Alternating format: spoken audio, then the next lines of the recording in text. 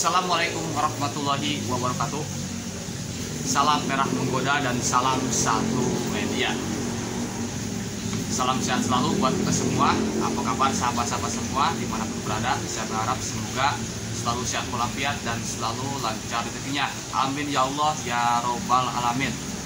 Oke, bagi sahabat-sahabat semua yang ingin belajar, yang ingin praktek di lokasi saya, bisa datang langsung ke alamat saya nih ya. Tolong dicatat alamat saya, yaitu Jalan Insinyur Haji Juanda nomor 67 atau Kampung Warung Batu, RT RW 0205, Desa Mekarsari, Cianjur, Kecamatan Cianjur.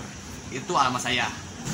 Alhamdulillah, setelah saya menguasai teknik budidaya cacing sutra tanpa lumpur di nampan bertingkat, dan alhamdulillahnya lagi sudah banyak yang meniru dan bahkan sudah ada yang berhasil, baik itu untuk kebutuhan ikan sendiri ya, maupun untuk komersial atau dijual. Alhamdulillah, budidaya cacing sutra tanpa lumpur ini dengan memanfaatkan ampas tahu fermentasi sungguh luar biasa ya, dan ini sangat mudah sekali sih sebenarnya, asalkan kita terus mencoba. Dan juga insya Allah nih, kalau seandainya rekan-rekan semua sudah nyaman dalam menjalankan ternak cacing sutranya, insya Allah akan indah pada waktunya ya. Oke, kali ini saya akan memberikan sedikit teori ya, karena prakteknya sudah saya berikan di channel YouTube saya, dan boleh sahabat-sahabat semua mampir ke channel YouTube saya, dan di playlist insya Allah saya rapikan seni dan caranya untuk budidaya cacing sutra tanpa lumpur. Alhamdulillah, ini saya coret-coret di buku ya, tuh. Alhamdulillah sudah dapat berapa lembar ini nih.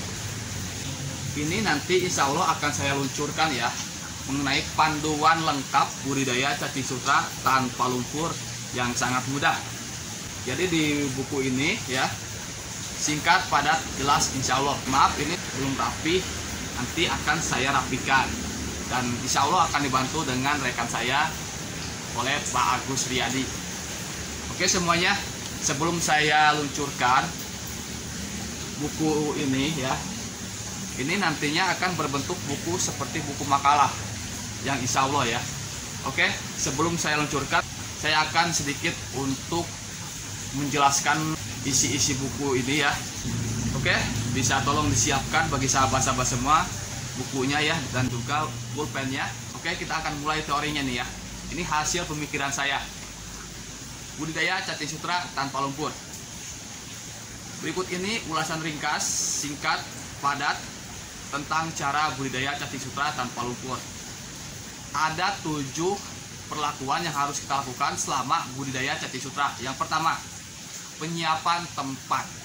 Nah, penyiapan tempat ini karena memang saya itu di nampan bertingkat, jadi itu tempatnya harus kalian siapkan, yaitu rak nampan bertingkat dan juga bak penampungan air. Nah, bak penampungan air ini harus punya 2 ya. Yang pertama, bak penampungan air utama yang akan menampung jatuhnya air dari nampan.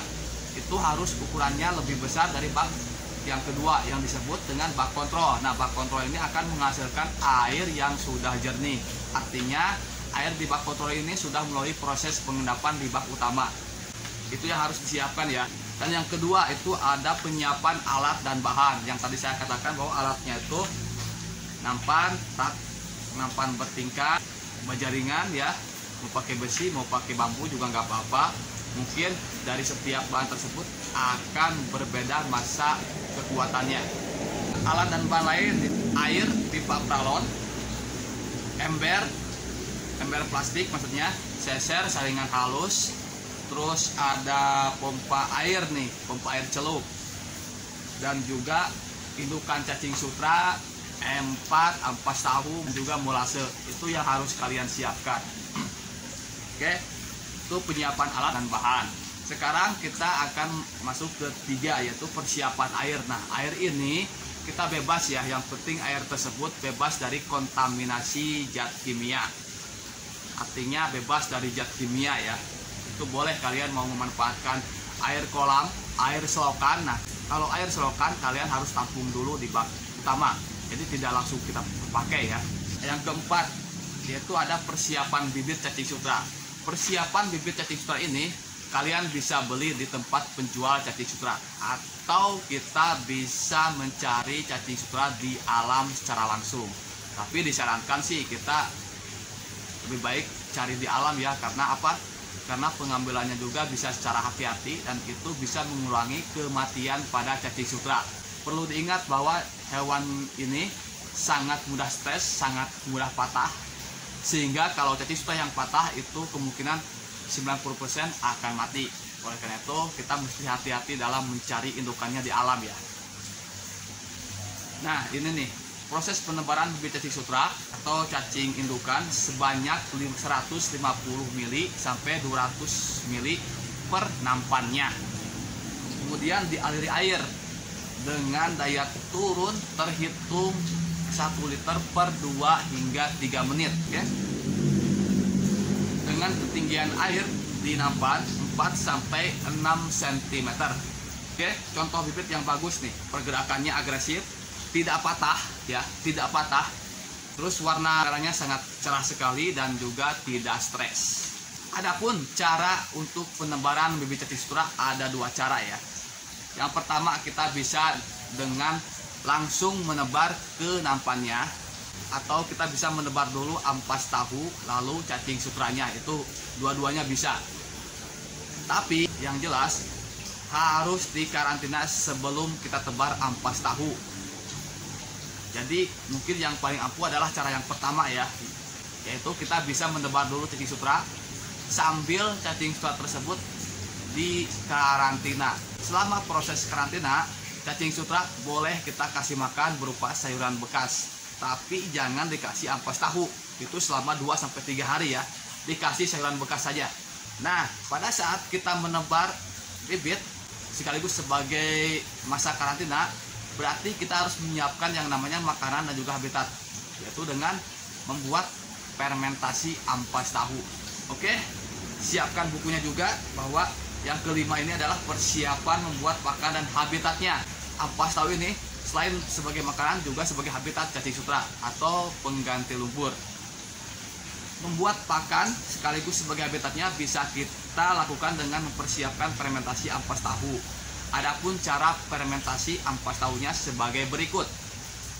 Alat dan bahan: ampas tahu empat. Nah, empatnya harus empat yang pertanian ya. Molase, air, ember besar, mesin pemeras. Nah, mesin pemeras ini boleh kalian pakai mesin apa aja lah, yang penting bisa memeras ampas tahu, atau secara manual seperti saya pakai tangan saja itu udah cukup sekalian olahraga ya. Dan juga ember kecil, jolang, jangan lupa tuh jolang untuk pengadukannya. Terus ember besar yang punya tutupnya. Sekarang caranya untuk membuat fermentasi ampas tahu. Peras ampas tahu hingga kadar air 30% ya. Untuk melihat bagaimana kita bisa melihat kadar airnya 30%, itu bisa kalian ambil, genggam, lalu kita lepaskan. Kalau seandainya ampas tahu ini membelah, berarti itu sudah pas 30%. Tapi kalau buyar, nah itu kemungkinan kekeringan atau terlalu kering. Tapi kalau diperas masih banyak airnya, itu kemungkinan belum diperas. Oke? Dan itu caranya tuh untuk mengetahui 30% kadar air di ampas tahu. Setelah kalian memeras ampas tahu, lalu kita membuat yang namanya larutan campuran, seperti campuran dari E4, molase, air ya. Ini contoh kita ambil untuk 10 kg ampas tahu. Kita ambil air 700 ml, molase 150 ml, dan E4 4 tutup botol. Oke, setelah kita siapkan berikut takarannya, lalu kita akan mulai untuk proses pencampuran, yaitu molase kita campurkan dengan air, kita aduk sampai rata. Lalu setelah rata kita campurkan E4 4 tutup botol dan kita aduk lagi. Lalu setelah kita selesai membuat larutan tersebut, kita akan proses pengadukan. Campurkan larutan tersebut ke ampas tahu yang sudah diperas. Kita aduk ya sampai rata, sampai warna ampas tahunya agak kecoklatan. Yang tadinya warna putih ya, jadi warnanya agak kecoklatan.